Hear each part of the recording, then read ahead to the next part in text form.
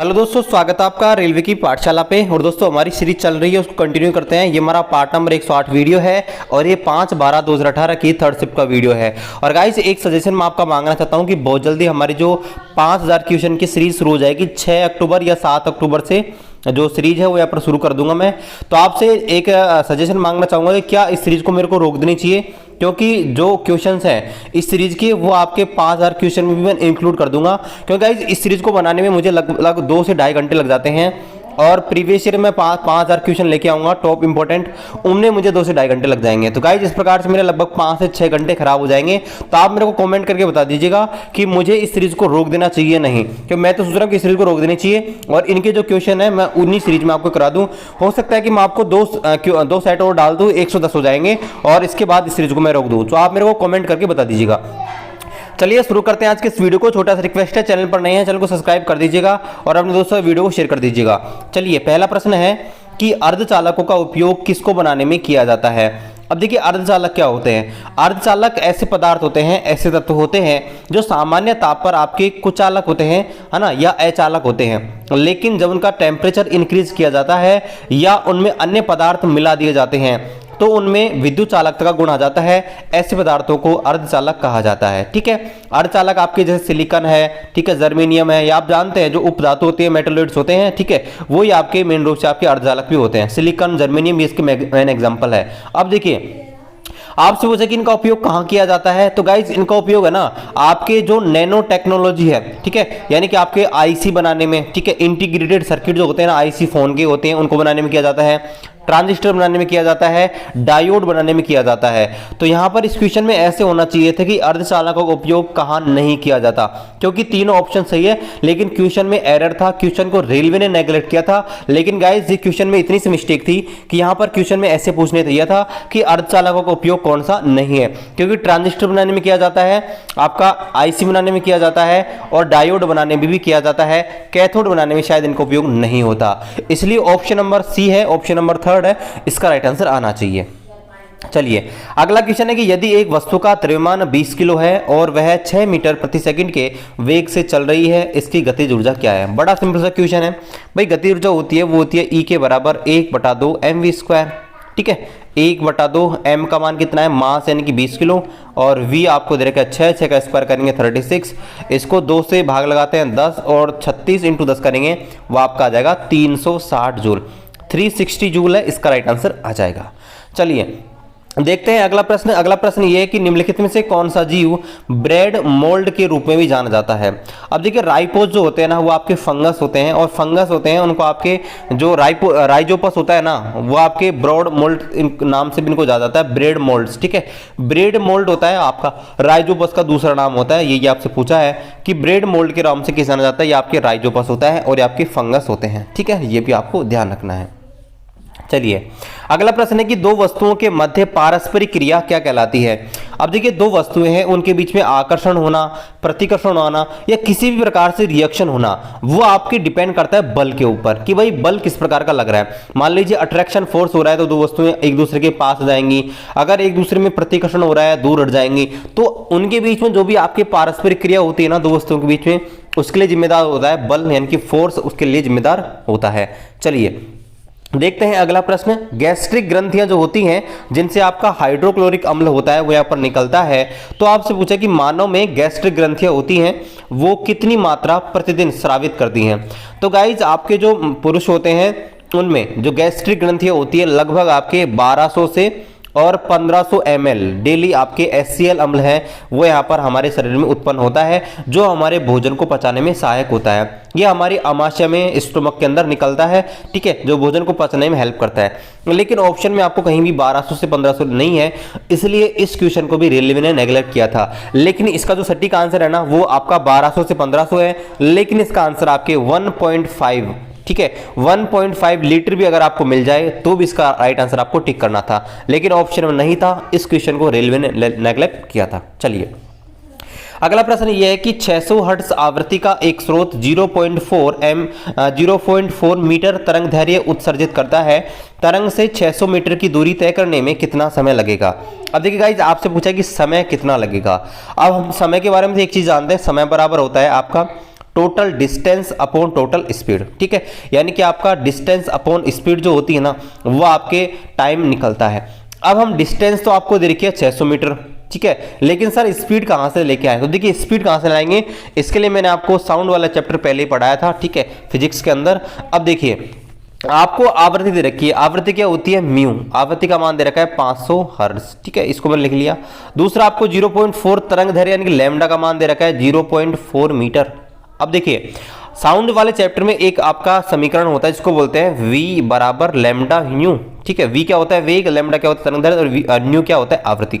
Lambda का मान दे रखा है 5, वो आपका लैम्डा का मान आपको 0.4 दे रखा है और इसका मान दे रखा है 0.4, इनको हल करते हैं, ये आ जाएगा 200, यानी कि वेग आ गया 200। अब देखिए इस t में वैल्यू रखेंगे तो t बराबर d अपॉन s, यानी कि d का मान दे रखा है 600 मीटर और स्पीड आ गई 200, तो 600 बटे 200 बराबर क्या आ जाएगा? 3, यानी कि 3 सेकंड का टाइम आपका लगेगा, 3 सेकंड। ऑप्शन नंबर आपका थर्ड है, इसका राइट आंसर आ जाएगा। चलिए अगला प्रश्न देखते हैं कि यदि एक वस्तु का पृथ्वी पर भार है वो 6 न्यूटन है तो चंद्रमा की सतह पर इसका भार क्या होगा? देखिए गाइस एक चीज आपको फिर से बता दूं, जो आपका भार होता है वो आपके पृथ्वी पर या किसी भी स्थान पर आप जाते हैं तो वो चेंज होता है, क्योंकि आपका भार होता है वो आता है W बराबर mg, तो g का मान के ऊपर डिपेंड करता है W यानी कि वेट, लेकिन जो द्रव्यमान होता है मास होता है पृथ्वी पर क्या ब्रह्मांड के सभी स्थानों पर सेम रहता है, कभी भी चेंज नहीं होता। तो होता क्या है कि यहाँ पर जो आपका वेट है ना वो g के मान पर डिपेंड करेगा। अब हम जानते हैं g का मान होता है ना, पृथ्वी का जो मान होता है चंद्रमा पर जाने पर g/6 रह जाता है, यानी कि चंद्रमा पर पृथ्वी का ग्रेविटेशनल एक्सेलरेशन होता है वो पृथ्वी का 1/6 होता है, इसलिए 600 में भाग लगा देंगे 6 का, यानी कि चंद्रमा पर उसका जो आपका भार हो जाएगा वो आ जाएगा 100 न्यूटन। क्या जाएगा? 100 न्यूटन। चलिए अगला प्रश्न ये है कि धारीदार ग्रंथियां होती है वो कैसी होती हैं? अब देखिए आपकी जो मस्कुलर आपका जो टिश्यू होता है ना वो 3 प्रकार का होता है, उनमें से आपका एक धारीदार पेशियां भी होती हैं और धारीदार ग्रंथियां होती हैं, है ना, इनमें आपके मल्टी न्यूक्लियर होती है, ठीक है, इनमें आपके एक से अधिक नाभिक पाए जाते हैं। ये आपको पहले ही में टिश्यू वाला चैप्टर है बायोलॉजी, मैंने आपको सबसे पहले कोशिका कराई थी, कोशिका के बाद में टिश्यू करवाया था, तो उस वीडियो को आप देख लीजिए, सारा क्लियर आपको कर रखा है, ठीक है। तो ऑप्शन नंबर थर्ड है, इसका राइट आंसर आ जाएगा। अगला प्रश्न है कि KCl के 0.5 मोल में कितने अणु होते हैं? अब देखिए दोस्तों ये क्वेश्चन है ना बार बार रिपीट हो रहा है पिछले कई शिफ्ट से। मैं आपको देखो पहले ही बता दूं कि अगर आपका कोई भी तत्व आपको दे रखा है, कोई भी तत्व यौगिक आपको दे रखा है, उसके 1 मोल में जो अणु होते हैं ना उनकी संख्या होती है आपका 6.022 और 10 की पावर 23, ये एवोगैड्रो नंबर के बराबर होता है, लेकिन ये 1 मोल में होती है। आपसे पूछा कि 0.5 मोल में, तो 0.5 से मल्टीप्लाई कर दो तो क्या आ जाएगा, 6 को 0.5 से मल्टीप्लाई करेंगे, ये आ जाएगा 3.011 और 10 की पावर 23, तो क्या आंसर आ जाएगा 3.011 10 की पावर 23, ठीक है, ये इसका राइट आंसर आ जाएगा। चलिए अगला आपका जो क्वेश्चन है वो है कि निश्चित अनुपात का नियम के अनुसार कौन सा स्टेटमेंट सही है? देखिए निश्चित अनुपात का नियम जोसेफ फ्राउस ने दिया था और उन्होंने ये कहा था कि किसी भी रासायनिक अभिक्रिया में कोई भी तत्व होता है ना उसका किसी भी यौगिक के अंदर जो रेशियो होता है द्रव्यमान का वो आपका क्या होता है, निश्चित होता है, इसे आपका निश्चित अनुपात का नियम कहते हैं। तो इसका जो ऑप्शन नंबर आपका ऑप्शन नंबर थर्ड है ना, इसका राइट आंसर आ जाएगा कि रासायनिक पदार्थ में तत्व होता है, तत्व हमेशा द्रव्यमान के निश्चित अनुपात में मौजूद होते हैं। जैसे मैं आपको एग्जांपल के माध्यम से बताऊं, जैसे H2O है, तो H2O आप किसी भी में जोड़ दो H2O में, तो H2O में देखिए आपका 2 हाइड्रोजन है, एक हाइड्रोजन का द्रव्यमान होता है 1 तो 2 का हो जाएगा 2 अनुपात। ऑक्सीजन का कितना होता है? ऑक्सीजन का द्रव्यमान आपके होता है 16, तो इनका जो अनुपात का रेशियो होगा ना हमेशा होगा 1:8, यानी कि जल में हाइड्रोजन और आपका ऑक्सीजन का द्रव्यमान हमेशा 1:8 होता है, इसे ही निश्चित अनुपात का नियम कहते हैं। चलिए अगला प्रश्न है कि आधुनिक आवर्त सारणी किस पर आधारित है? तो देखिए आधुनिक आवर्त सारणी को 1913 में हेनरी मोजले नामक वैज्ञानिक ने दिया था और ये जो आपकी आवर्त सारणी थी ये आपके परमाणु संख्या के बढ़ते क्रम पर आधारित थी। ऑप्शन नंबर आपका सेकंड है वो इसका राइट आंसर हो जाएगा, परमाणु संख्या के बढ़ते क्रम पे आधारित थी। ये आपको ध्यान रखना है, परमाणु भार के आधार पर नहीं थी, ये बिल्कुल भी गलत है। चलिए अगला क्वेश्चन है कि मुकुलन के द्वारा कौन सा जीव आपका एलैंगिक प्रजनन करता है? अब देखिए गाइस वैसे तो आपने रट रखा होगा ना, तो इस क्वेश्चन का आपका आंसर गलत दोगे, क्योंकि आपका मुकुलन मेन रूप से आपके हाइड्रा में होता है, लेकिन हाइड्रा में ऑप्शन में ही नहीं है, ठीक है, मैं आपको पहले ये वाला क्वेश्चन है एलिंग जनरल करा चुका हूं बायोलॉजी के अंदर, प्लेलिस्ट में जाके आप उसको चेकआउट कर सकते हैं कि हाइड्रा के अलावा एक जीव और होता है जिसमें आपका मुकुलन के द्वारा यानी कि बडिंग के माध्यम से रिप्रोडक्शन होता है, वो आपको होता है यीस्ट। मैंने आपको बताया था यीस्ट और आपका हाइड्रा होता है, दो ऐसे प्राणी होते हैं जिनके अंदर आपका मुकुलन के द्वारा बडिंग के द्वारा रिप्रोडक्शन होता है। चलिए देखते हैं अगला प्रश्न, निम्नलिखित में से किसका उपयोग कीटनाशक के रूप में किया जाता है। देखिए इस आपका कीटनाशक के रूप में किया जाता है आपका CaOCl2, इसे बोलते हैं ब्लीचिंग पाउडर, विरंजक चूर्ण। विरंजक चूर्ण होता है ये आपका CaOCl2, इसका उपयोग आपका सूत्र होता है, ये आपका एक जीवाणुनाशक या कीटाणुनाशक के रूप में इसका उपयोग किया जाता है। इसके अलावा यह विरंजक यानी कि कपड़ों में से रंग उड़ाने के लिए भी इसका उपयोग किया जाता है। CaOCl2 विरंजक चूर्ण, ये आपका होता है कैल्शियम हाइड्रोक्साइड यानी कि बुझा हुआ चूना, ये आपका होता है नाइट्रिक अम्ल, और ये आपका होता है आपका मैग्नीशियम का क्लोराइड। ठीक है, चलिए अगला क्वेश्चन है कि 4 ओम, 8 ओम व 12 ओम के 3 रेजिस्टेंस है, 3 प्रतिरोध हैं जो आपके समांतर क्रम में जुड़े हुए हैं, तो इनकी तुल्य प्रतिरोधकता क्या होगी। अब देखिए इस तुल्य प्रतिरोधकता के लिए आपको बताया कि प्रतिरोधकता मैंने आपको स्पेशल वीडियो बना के दे रखे हैं, ठीक है, बहुत ही आसान लैंग्वेज में।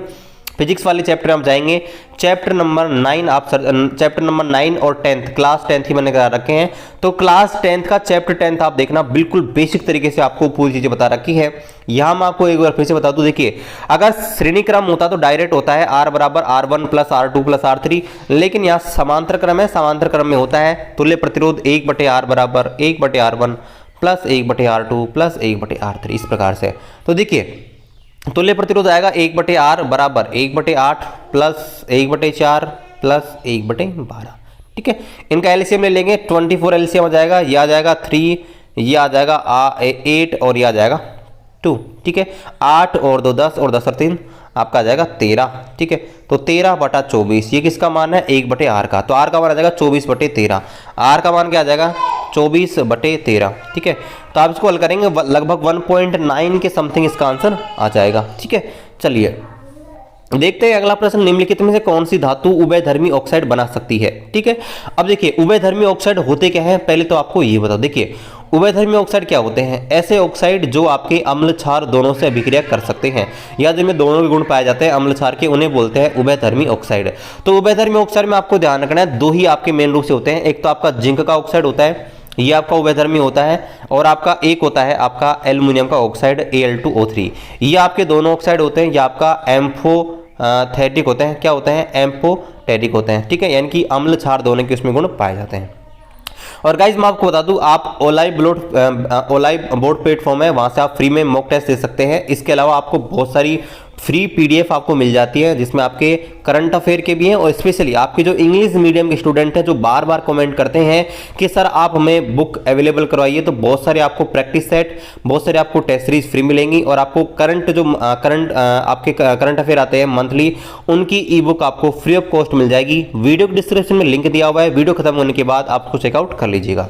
चलिए अगला प्रश्न ये है कि पित्त के कार्य को क्या कहा जाता है, यानी कि बाइल जूस क्या कार्य करता है। तो देखिए बाइल जूस होता है ना, वह आपका पायसीकरण का काम करता है। ठीक है, पायसीकरण का काम करता है, और आपका एक चीज और बता दो, जो बाइल जूस होता है, ठीक है, वो आपके लीवर से निकलता है, ये भी आपको ध्यान रखना है।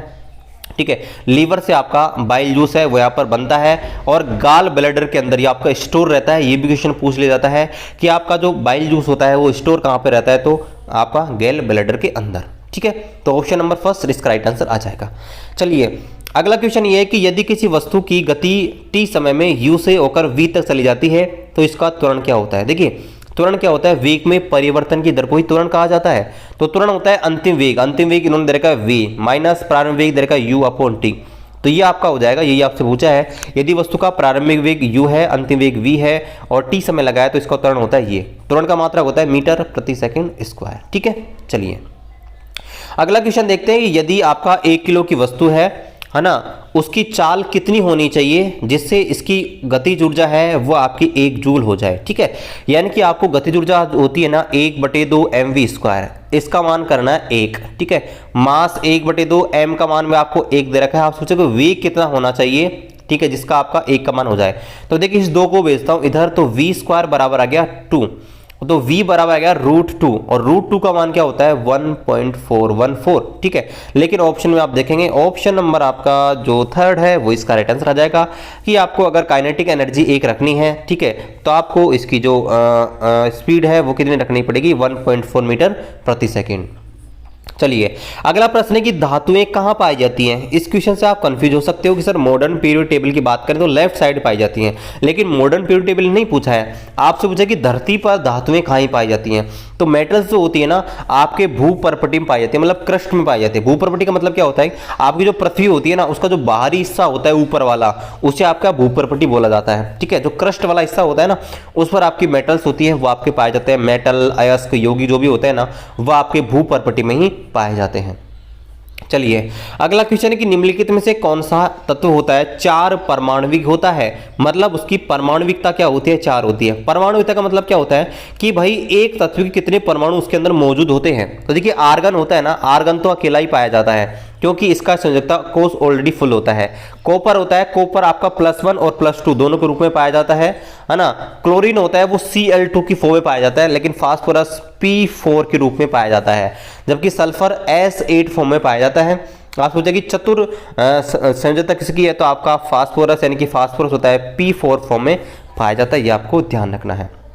चलिए अगला प्रश्न है कि विस्थापन में परिवर्तन की दर को क्या कहा जाता है। बड़ा सिंपल सा क्वेश्चन है। विस्थापन में परिवर्तन को कहा जाता है वेग। क्या कहा जाता है, वेग यानी कि वेलोसिटी। Option number 4।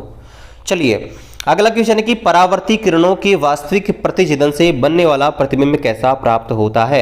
अब देखिए ये आपके दर्पण और लेंस से संबंधित क्वेश्चन है, यानी कि आपका रिफ्लेक्शन जब होता है, और रिफ्लेक्शन आपके होता है किससे, दर्पण से, हमेशा ध्यान रखना है, ठीक है। रिफ्लेक्शन दर्पण से होता है, तो आप उसे रिफ्लेक्शन के फलस्वरूप जो आपकी प्रकाश की किरणें जाती हैं वो जब आपसे मिलती हैं, ठीक है, तो मान लीजिए ये मैं आपको एक अवतल दर्पण बना के दिखा देता हूँ। ये आपका अवतल है, ठीक है। ये प्रकाश की किरण आई और ये फोकस से होकर गुजर गई, दूसरी प्रकाश किरण है ये फोकस से गुजर गई।